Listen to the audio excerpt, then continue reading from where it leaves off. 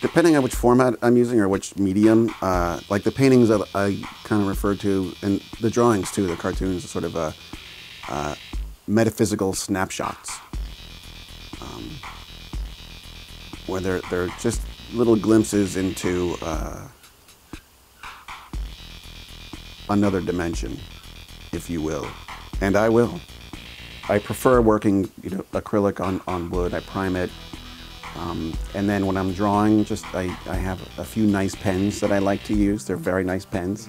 I do believe that, everybody has everything they need at their hands to do what it is they're supposed to be doing. And so, as different materials show up, I'll use those. But,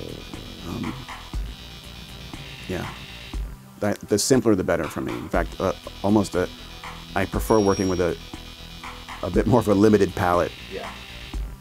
I think I just won something. Sometimes there's an image first, sometimes there's a title first. One night. Yeah, I tend to do 3 or 4 at a time. Yeah, that night I have to do 6. Basically between 7 p.m. and 5 a.m. I like to work. I love the micro and the macro, and the relation of everything basically being the same thing or parts of the same thing. And I don't necessarily have an intent behind it, but those are the shapes and lines that are most appealing to me and that really resonate with me.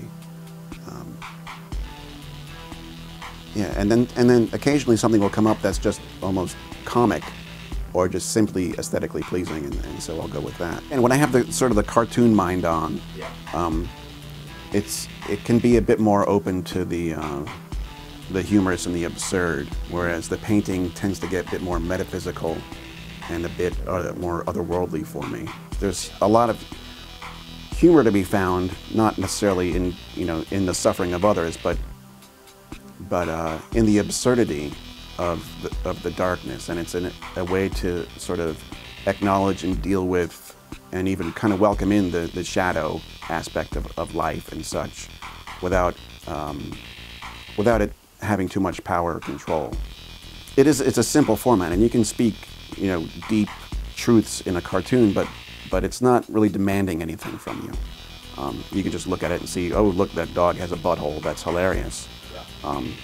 But then if you look at the implications of what the dog is saying to the cat and how that relates to our own human relationships and all that sort of stuff, it can get weird. And that's kind of how it works for me, where like I'll see something, and I'll be at a museum or at a rare occasion I go to a gallery, and something, there'll be 500 things, and there's one thing that just speaks to me, and then I'll let that have its way with me for a while, which is really enjoyable for me. I haven't had a show for a very long time, and it's just been really amazing to find people who are interested in my work and who appreciate it. It's really the most wonderful thing.